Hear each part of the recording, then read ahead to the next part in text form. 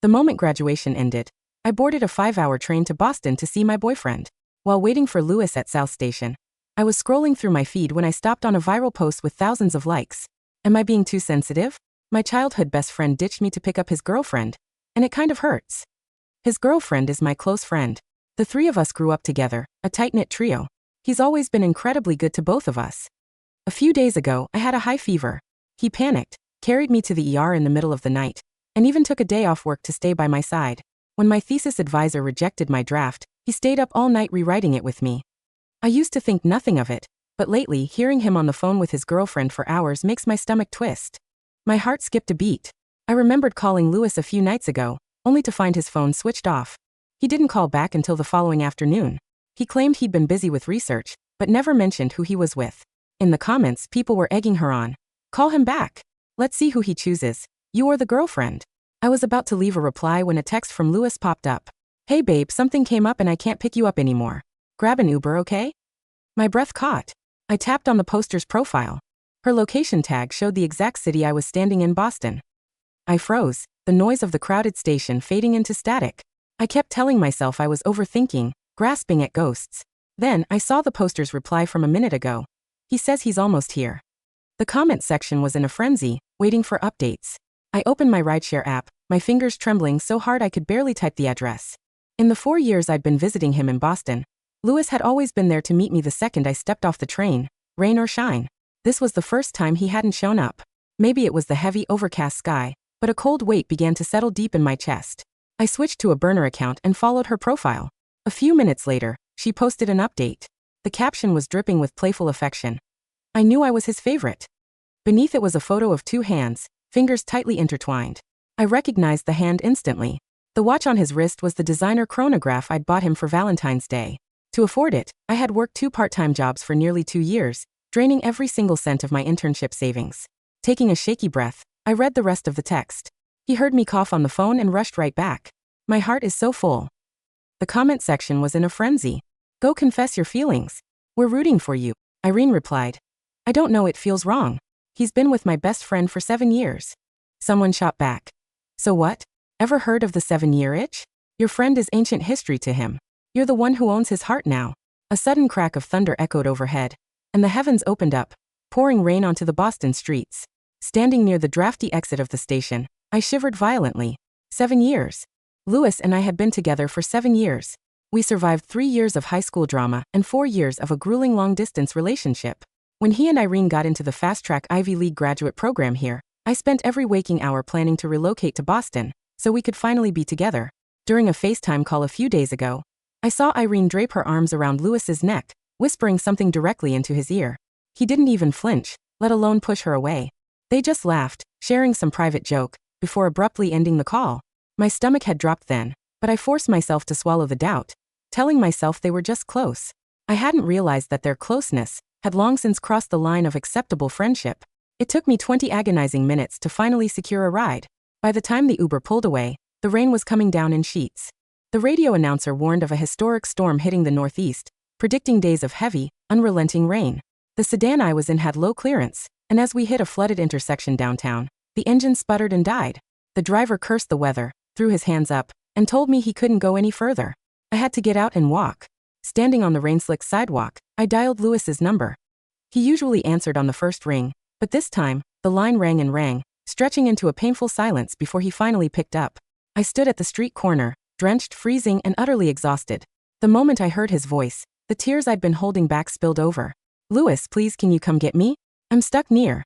Grace, he interrupted, his voice flat and heavy. You're not a child. I can't drop everything to rescue you every single time. Just call an Uber and head to the apartment, okay? Be reasonable. No, Lewis, listen. Before I could explain that the streets were flooded, the line went dead. Just then, a notification pinged on my screen. It was an email from a prestigious firm in Boston, a formal job offer.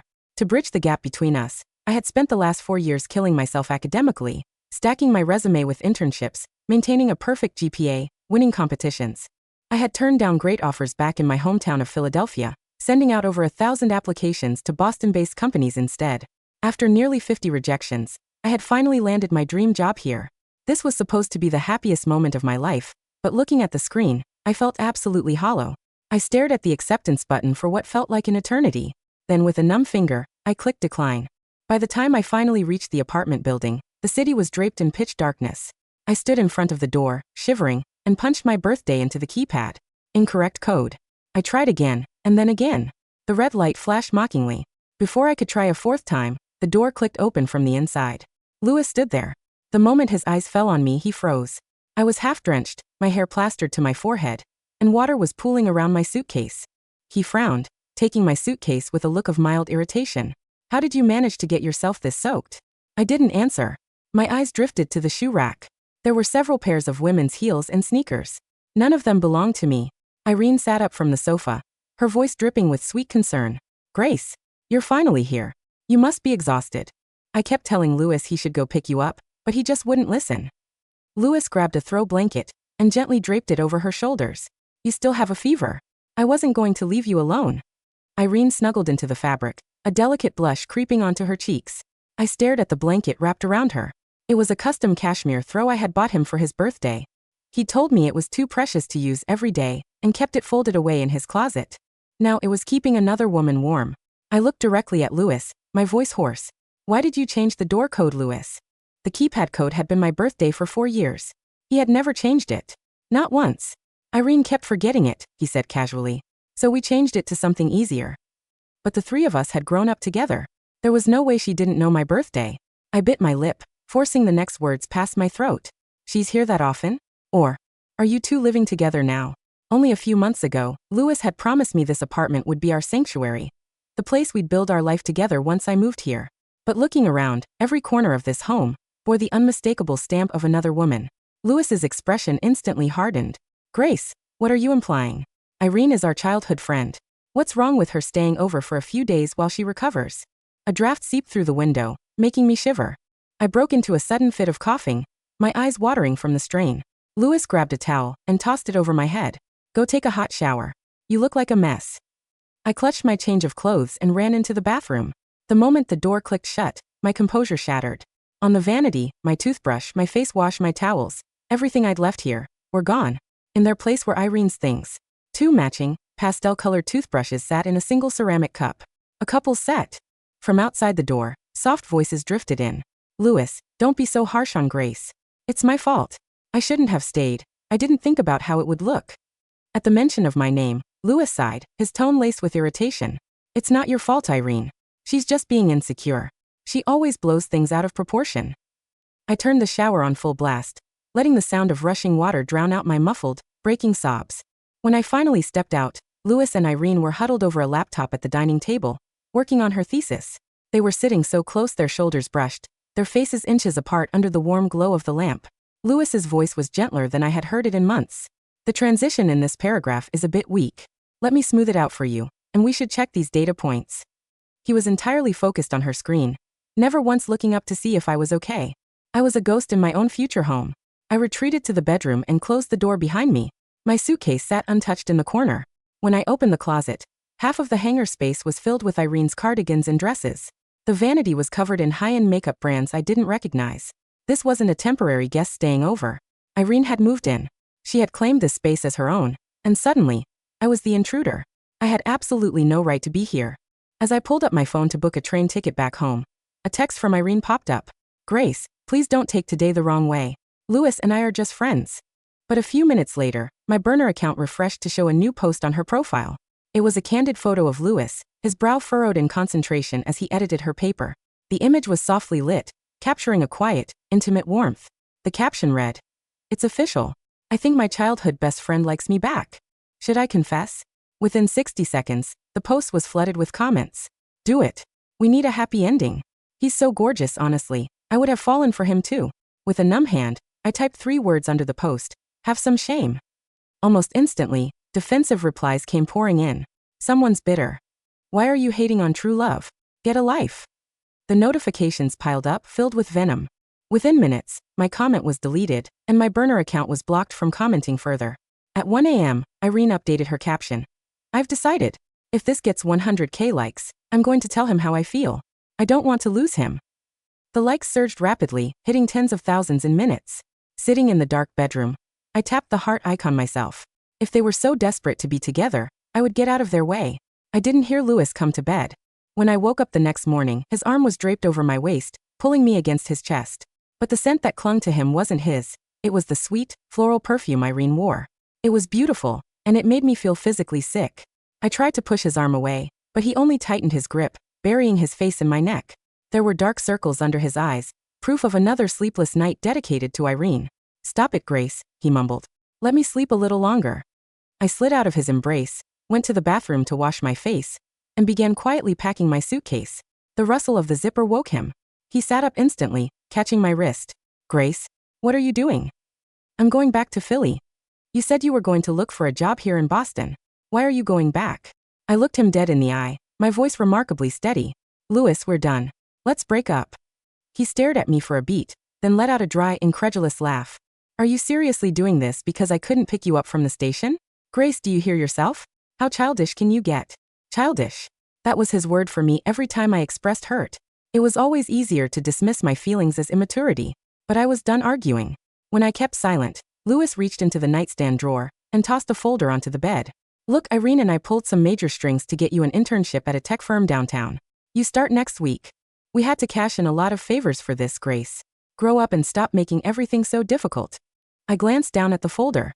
It was an entry-level internship with a small tech agency, paying barely enough to cover groceries, working 6 days a week. The offer I had declined this morning paid more than double that, with full benefits. I slammed the folder back onto the nightstand, my eyes burning. "Is that what you think of me, Louis? That I'm some charity case who can't even get a job on her own?" Louis stood up, looking down at me with a cold, exasperated sigh. "Grace, let's be realistic.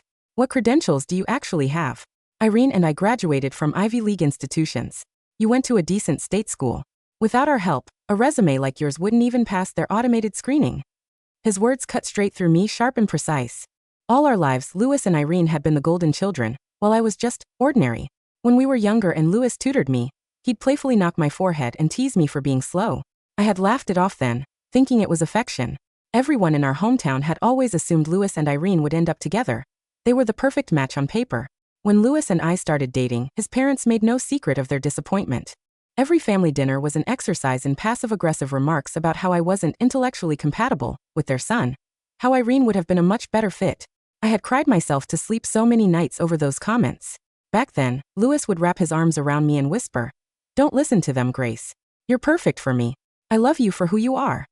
But now he was saying the exact same things. "So you agree with them?" I said, my voice barely a whisper. "You think I'm not smart enough for you.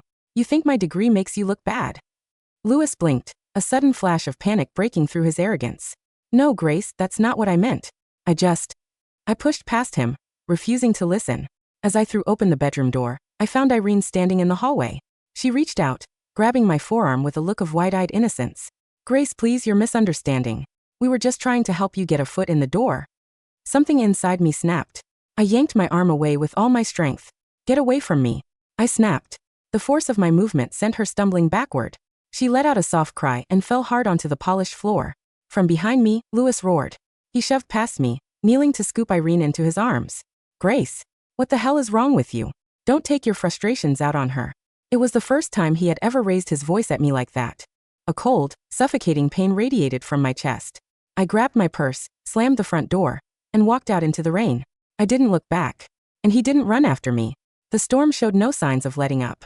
I walked aimlessly down the slick sidewalks, the rain washing away the tears on my face. I remembered the night we got our college acceptance letters. Louis and Irene were both headed to their elite Boston schools.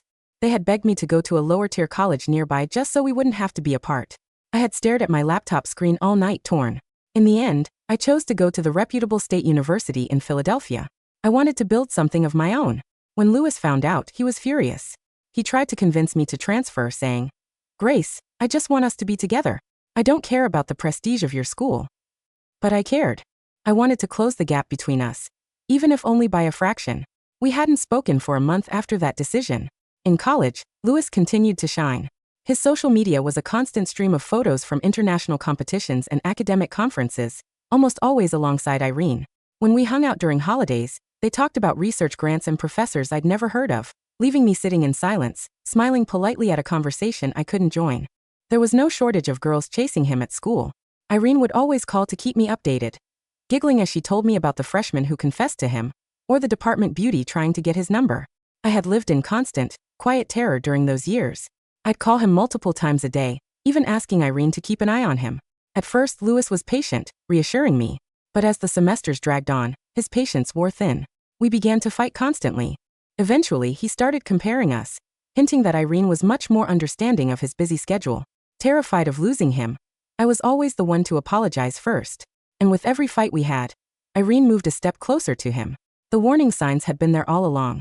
I had just chosen to be blind. By afternoon, the rain had slowed to a drizzle. I walked back to the apartment to gather my things. Standing before the door, I stared at the keypad. I hesitated, then pressed the keys corresponding to Irene's birthday. With a soft, melodic beep, the lock clicked open. I let out a breath that was half laugh, half sob. The tears flowed freely now. The living room was quiet, but a warm light spilled from the cracked bedroom door. I stepped closer and peered in. Irene was leaning over Louis on the bed.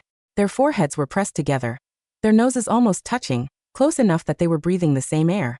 Irene wrapped her arms around his neck, pressing a soft kiss to his jawline. "I love you, Louis," she whispered, her face flushed. Louis looked stunned, but he didn't push her away.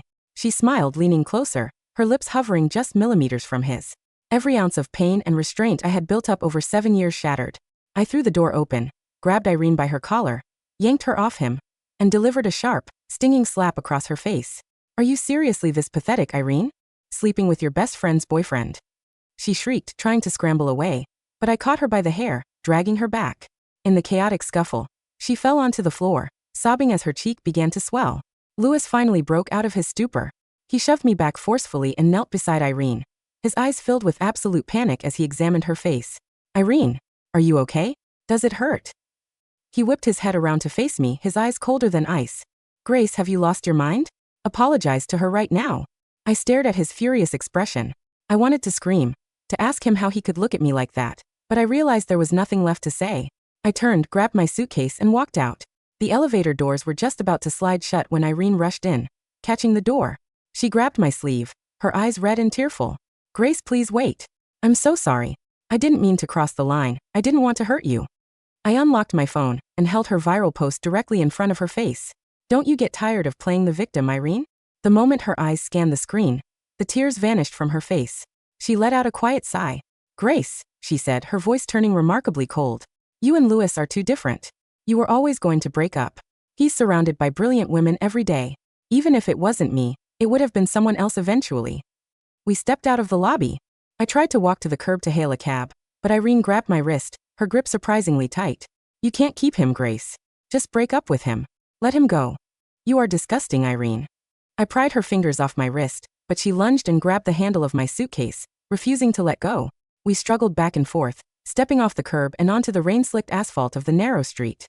A car suddenly rounded the corner, its headlights cutting through the heavy rain. The vehicle was moving too fast on the wet road, its high beams blinding us. Both of us froze in the middle of the street, our legs turning to lead. Through the glare, I saw Louis sprinting toward us, screaming Irene's name. He reached out and without a single second of hesitation, shoved me hard to the side, throwing his entire body over Irene to shield her. I stumbled backward from the force of his push, falling directly into the path of the oncoming headlights. The world did not tilt or spin.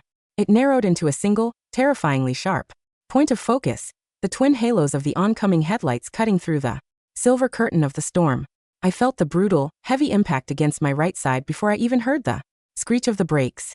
The force of the car threw me violently off my feet, my body rolling across the wet, freezing asphalt of the Boston street before I came to a stop in the shallow gutter near the curb.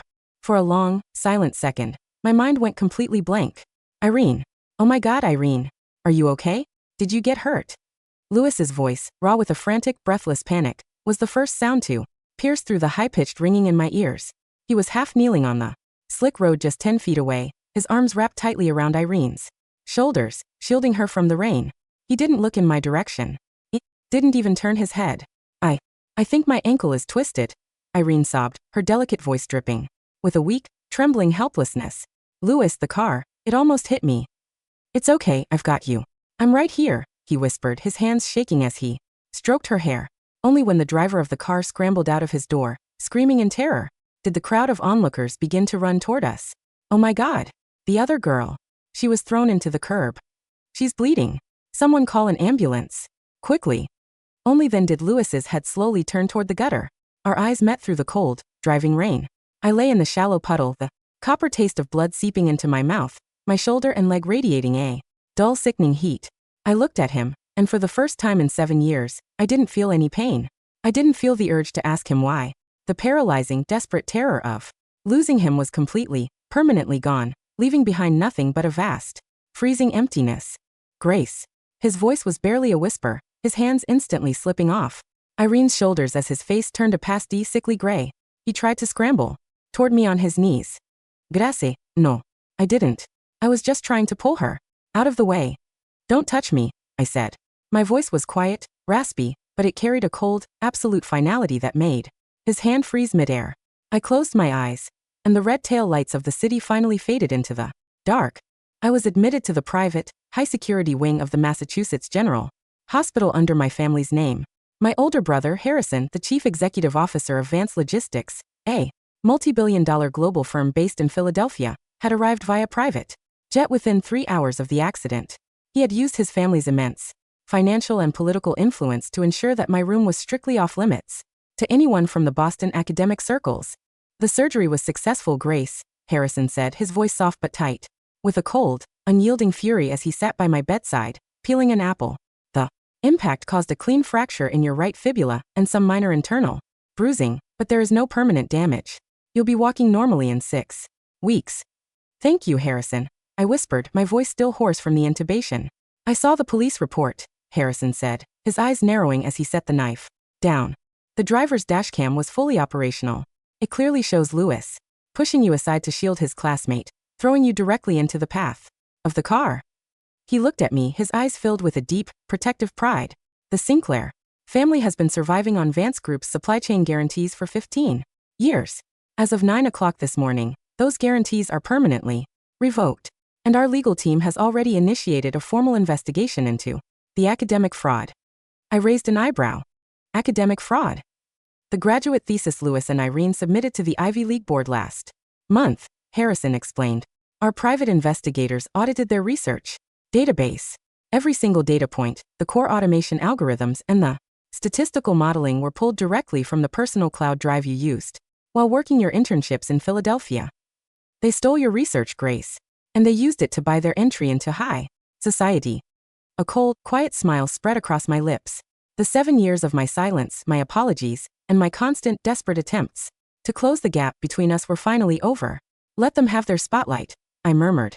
Because we are about to turn the house lights off. Within a month, the reality of my departure had completely settled over Lewis and Irene.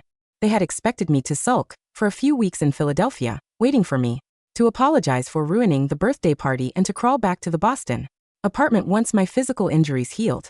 Instead, they were met with an academic and professional execution. The Vance Group's legal team, armed with my original, time-stamped research files and the digital logs of my internship submissions, filed a formal complaint for intellectual property theft and academic malpractice with the Ivy League Board of Trustees. The investigation was swift and brutal. Mr. Sinclair, the dean of the graduate school, said, his voice flat as he laid the folder of documents on the table. The Vance Group has submitted absolute proof of data plagiarism.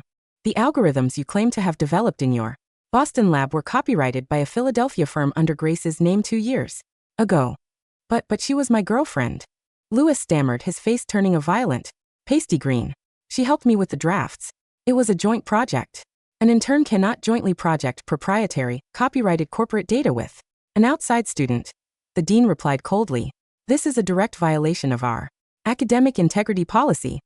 By 3 p.m., Lewis and Irene were officially expelled from the graduate program, their research grants canceled, and their names registered on the national academic blacklist, ensuring no major university in the country would ever accept them for further study. At the same time, the Sinclair family's logistics firm was collapsing. Without the Vance Group's guarantees, the banks began to freeze their credit lines, and their stock prices plummeted by 40% in a single morning. The perfect match was rapidly turning into a bankrupt, ruined partnership. 1 year later, the grand ballroom of the Pierre Hotel in Manhattan was bathed in a brilliant, golden light for the annual Eastern Logistics and Tech Gala. I stood near the entrance, wearing a custom-tailored emerald silk gown, my hair styled in soft, elegant waves. My leg was fully healed, and my posture carried a quiet, fierce confidence that made the surrounding corporate executives listen to my words with absolute respect. I was no longer the ordinary girl from a state school. I was Grace Vance, Senior Director of Global Operations for the Vance Group. Beside me stood Harrison, a soft, proud smile on his face as we clinked our champagne glasses. "You've done an incredible job with the West Coast launch, Grace," he said. "The board is thrilled." "Thank you, Harrison," I said. "I had a good teacher." As we turned to speak with a major investor, a sudden, tense commotion near the entrance of the ballroom drew everyone's attention. It was Louis and Irene. They looked completely out of place among the elegant, sun-drenched crowd. Louis was wearing a faded, rented suit that looked too big for his shoulders, his face hollow and pale. Irene stood beside him, her hair messy, her skin raw and tired. Ona had cheap makeup. They had been reduced to working low-level, administrative jobs at a third-tier logistics company just to pay off their legal debts. When Louis's eyes locked onto me, his jaw slowly dropped. He stared at my tailored gown, my radiant skin, and the powerful, elegant crowd surrounding me. He pushed past the security guards and fell directly onto his knees in front of me. "Grace. Grace, please," he sobbed, his hands reaching out to grab the hem of my gown. I was wrong. I was so blind. The thesis, the job, it was all a mistake. "Irene, she was using me. She wanted your research. Please come back. We've been together for 7 years, Grace. You can't just throw away our history." I slowly, but firmly, stepped back, letting his trembling fingers grasp empty air. I looked down at the two of them, the boy who had told me my degree made him look bad, and the mistress who had kissed him in my bed, and felt absolutely nothing but a quiet, peaceful pity. "The 7-year-itch, Louis?" I said, my voice quiet, even, and entirely cold. "You wanted a brilliant Ivy League woman. I hope you enjoy your perfect match." I turned to the security guards. "Please escort these two out. They are disrupting the private viewing." "Grace. Grace. No. I love you. I've always loved you." Louis screamed as the guards grabbed his arms, dragging him backward out of the ballroom, his frantic, pathetic wailing quickly swallowed by the heavy mahogany doors. I picked up my champagne glass, took a slow, sweet sip, and looked out the wide glass window of the ballroom toward the sparkling lights of the Manhattan skyline. The storm was over. My winter was gone. And my spring had finally begun.